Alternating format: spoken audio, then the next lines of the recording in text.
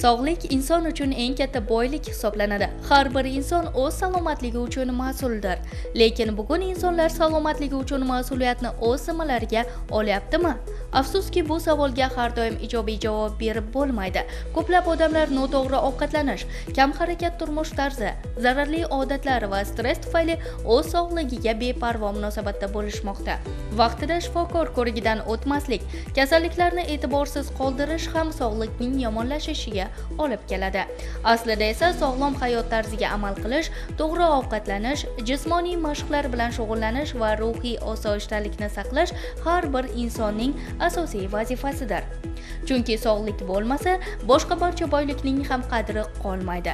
Bugun ham aholi orasida sog'lom turmush tarzini targ'ib qilish va uni kundalik hayotga tatbiq etish maqsadida Karmana tuman tibbiyot birlashmasi tarkibidagi Salomatlik va strategik rivojlanish instituti Karmana tuman bo'limi faoliyati yo'lga qo'yilgan. Ushbu markaz aholining salomatligini mustahkamlash, kasalliklarning oldini olish hamda sog'lom turmush madaniyatini shakllantirishga xizmat qiladi.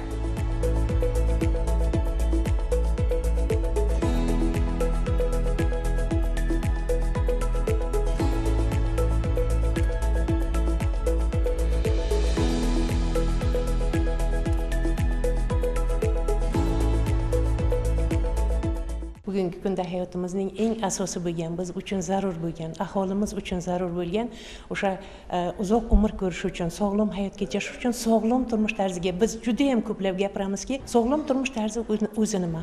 Aslini olganda inson kundalik hayotida qiladigan ishlari, nimalarga amal qiladi, nimalarga amal qilmaydi.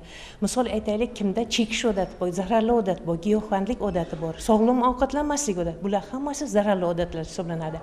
O'sha sog'lom turmush tarzi deganda inson nimalarga hayotda amal qilsa, sog'lom turmush kechiradi, uzoq umr ko'radi va o'zi istagan orzu-niyatlarga yetib yuradi. Bu birinchidan men o'ylaymanki, birinchi o'rinda turadigan narsa bu sog'lom ovqatlanish. Ikkinchi o'rinda jismoniy faollik turadi. Inson qachonki o'zini sog'ligini o'ylab sog'lom ovqatlanar ekan, albatta sog'lom bo'ladi. Va jismoniy faollik bugungi kunda o'sha prezidentimiz aytganlaridek jismoniy faollik kamayib ketganligi uchun mana ko'pchilik to'g'ri texnika asri, rivojlanish asri, ulovlar ko'p, texnika rivojlangan asrda har bir holda deyarli avtoulovlar bor.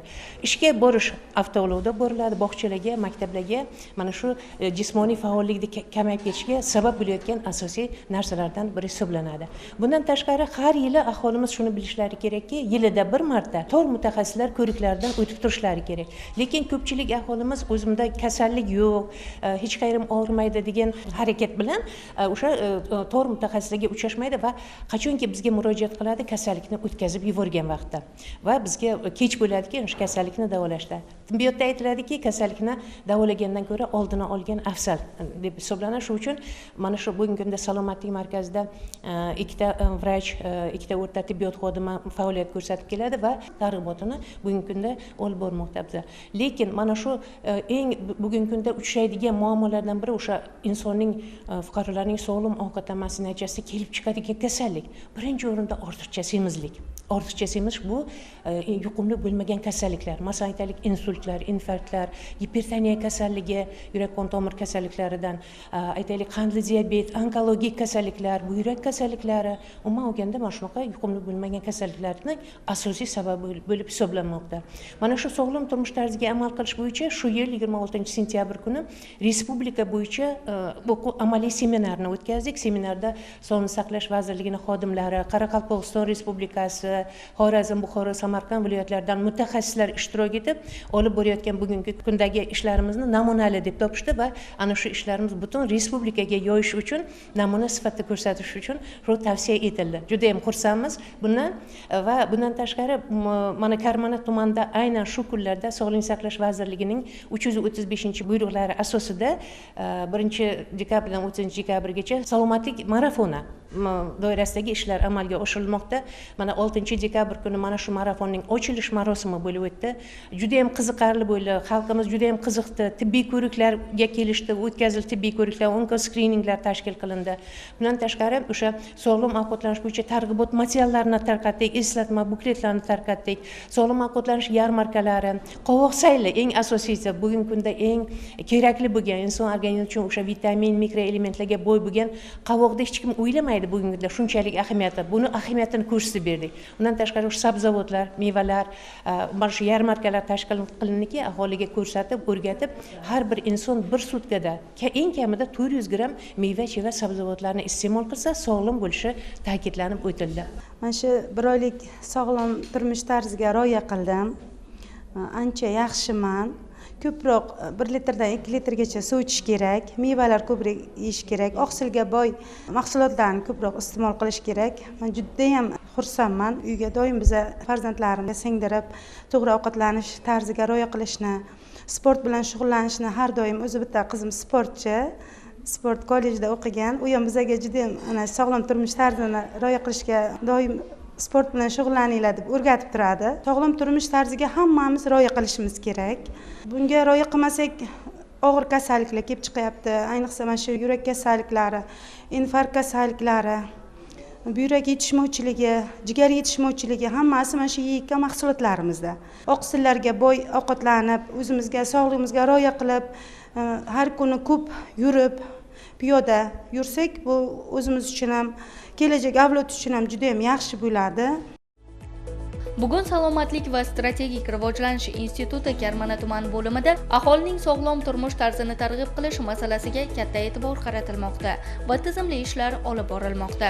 Jumladan joriy yilning sentyabr oyida Xalqaro hamkorlik agentligi bilan Karmana tuman tibbiyot birlashmasida yuqumli bo'lmagan kasalliklarning oldini olish va nazorat qilish mavzusida respublika o'quv seminari tashkil etildi. Shu prezidentimizning tibbiyot sohasiga qaratadigan e'tiborlari, qolaversa mana shu Karmana tuman tibbiyot birlashmasining harakatlari bilan mana shu bizning bo'limimiz hozir Karmana tumani ko'p tarmoqli markaziy poliklinikaning markazida bo'lgan mana shu xonalarni ajratib berdi va mana shuncha jihozlar bilan jihozlab bugungi kunda mana shu samarali ishlar olib borishimizga sababchi bo'lib kelmoqda.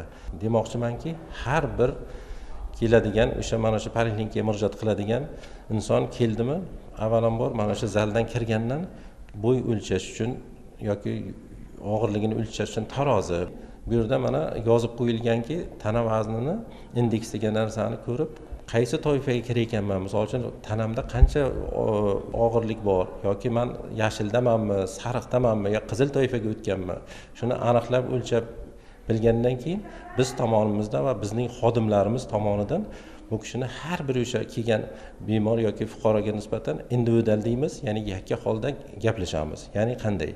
Kelgandan keyin bu tana vazni ortiqchaligi nimaga olib keladi va buni qanday bartaraf qilish mumkin?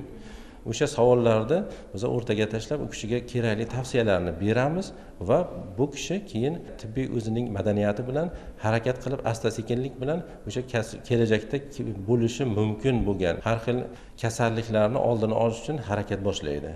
Qanday qilish kerak?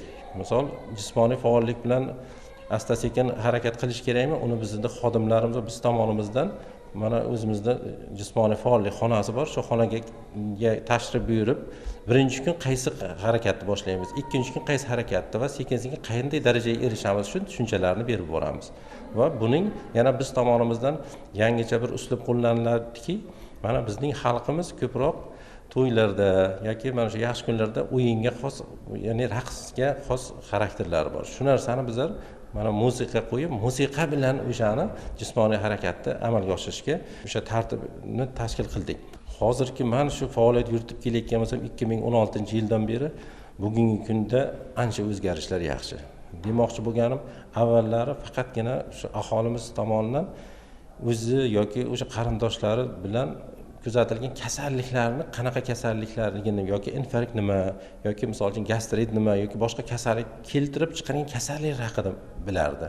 Bugungi kundagi aholimiz esa o'sha kasallikni kelib chiqishiga nima sabab bo'lyapti, qaysi omillar sabab bo'lyapti va nimalar qilish kerakligini ancha salohiyati oshgan. Men bu narsadan xursandman va bu bizning o'sha qiladigan, o'sha boya yuqorida aytgan sa'y harakatlarimizning natijasi deb o'ylayman.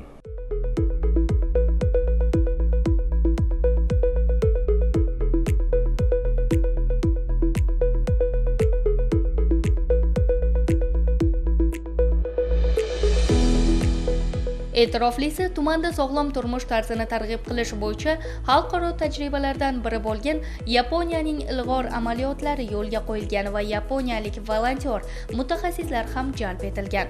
Bu orqali insonlarda sog'lom turmush madaniyatini shakllantirish, o'z salomatligiga mas'uliyat hissini oshirish va shu bilan birga aholiga ko'rsatilayotgan tibbiy xizmat sifati oshirilmoqda. Assalomu alaykum. Mening ismim Yeki, Yaponiyadan keldim. Harimana tuman tibbiyot birlashmasi KTMP salomatlik markazida volontyor bo'lib ishlayapman. Mening vazifam aholi orasida sog'lom turmush tarzi amal tarziga amal qilish va aholini sog'lom ovqatlanishga o'rgatish. O'zbekistonda semizlikka uchragan odamlar ko'p. Semizlik ko'plab kasalliklarni keltirib chiqaradi. Masalan, yurak qon tomir kasalliklari, qandli diabet, insult, buyrak kasalliklari, onkologik kasalliklari.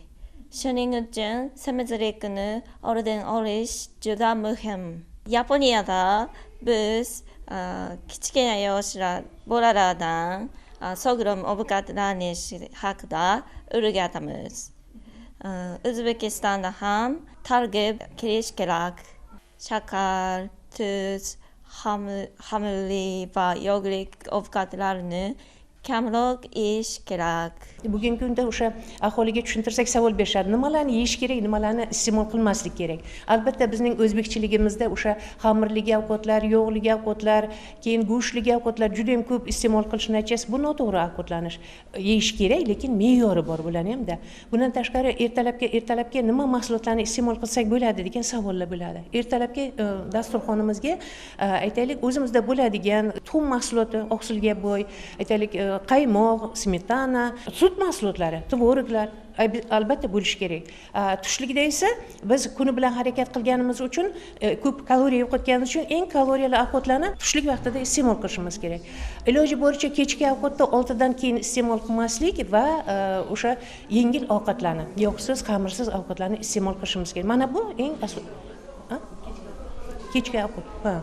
Kechki ovqatni mana shu bizda o'zbekchilik to'y ma'rakalarimiz ko'pincha kechqurunlari bo'ladi. Insonlarimiz o'sha kechgacha o'tirib 11-12 gacha iloji bo'lsa to'yib ovqatlanishadi. Harakat kam bo'ladi. Bundan tashqari o'sha shirinliklarni ko'proq iste'mol qilish bugungi kunda va yoshlarimiz uchun eng zararli bugungi kunda o'sha fast foodlar, lavashlar, o'sha hot dog deymiz, shunaqa mahsulotlarni ko'proq iste'mol qilish va energetik ichimliklarni iste'mol qilish, gazli ichimliklarni iste'mol qilish organizm uchun juda ham zararli hisoblanadi. Ko'pchilik yoshlarimiz shunga ro'ja qo'ygan va bizning shifoxonamizga o'sha murojaat qiladigan bemorlarimiz, yoshlarimiz, o'smir yoshdagi insonlarimiz mana shu tufayli o'shaning zararli oqibatlari natijasida ovqatdan zaharlanishlar, mana shu yurak qon tomir sistemasi kasalliklar bugungi kunda juda ham ko'payib va yosharib bormoqda. Mana shularning oldini olish uchun ham zararli odatlardan voz kechish, bu o'smir yoshlar yoki kattalarga taqlid qilib yoki aytaylik qiziqib mana shu narsalarni iste'mol qilib ko'rishga harakat qiladi. Lekin bir narsa bor, qush inida ko'rgan. Agar ota-onalar masalan shu zararli odatlari bo'lsa, otadan noz chekish, sigaret chekish odatlari bo'lsa, albatta o'sha ham tatib ko'rishga harakat qiladi. Va bugungi kunda o'sha sog'lom ovqatlanish deymiz, to'g'ri ovqatlanish deymiz, onalarimiz juda ham mana bugungi kunda biz o'rgatyapmiz. Har bir xonadonda o'sha buklet eslatmalarni tarqatib, bugungi kunda o'sha JICA xalqaro agentligining mana volontyori ishlaydi, bizda faoliyat ko'rsatadi. Yaponiyada ovqatlanish bilan O'zbekistondagi ovqatlanish taqqoslab, mana shuni farqini ham, keyin qanaqa mahsulotlarni yesak, to'g'ri-da, Yaponiyada dengiz suvitlar, dengiz mahsulotlari, baliqlarning turlari juda ham ko'p. Lekin hech bo'lmaganda haftada bir marta mana shu baliq mahsulotlarini juda ham ko'z uchun foydali fosfor, mikroelementlari bor. Mana shularni ham iste'mol qilsalar, aholi juda ham yaxshi natija beradi va sog'lom ovqatlanish albatta uzoq umr ko'rish garovi hisoblanadi. Yana bir e'tiborli jihati shundaki, sog'lom hayot sari birgalikda tashlangan dadil qadam sifatida tumanda joriy yilning dekabr oyi salomatlik marafoni oyligi deya belgilanishi ham muhim tashabbuslardan biridir.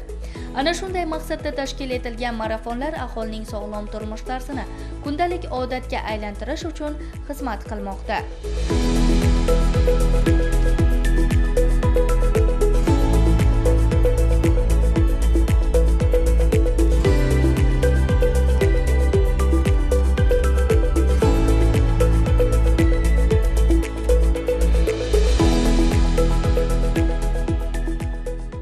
Bugungi kunda tumanimizda mana salomatlik marafonlari o'tkazilyapti. 1-dekabrdan dekabrda oxirigacha marafon oyligi deb e'lon qilindi. Bundan maqsad aholini salomatligi, aholini mana shu kelib poliklinikamizda tibbiy ko'riklardan o'tishi, tor mutaxassislardan o'tib o'zlarini sog'liqlari haqida bilishi, sog'lom turmush tarziga rioya qilish, kasalliklarni erta aniqlash, yuqumli bo'lmagan kasalliklarni oldini olish. Hozirgi kunda yoshlar orasida mana semizlik ko'payib ketmoqda. O'shalarni oldini olish maqsadida sog'lom turmush tarziga rioya qilib, to'g'ri ovqatlanib, ularni jismoniy faolligini oshirish maqsadida tushunchalar berildi. Bugun bizlar mana shu Karmana poliklinikasida kelib turamiz mana shu yerga. Kuni faoliyatlarda ham keldik, qatnashdik. Sog'ligimizga yaxshi. Karmana tumanida Yangiariq mahallasidan farzandlarimiz bilan kelib, jismoniy mashqlar o'tkazib ketamiz mana shu yerda. Ancha bizga foydasi bor. Karmana tumanida shu faoliyatni tashkil qilgani uchun xursandmiz bizlar shu narsani tashkil qilgani uchun.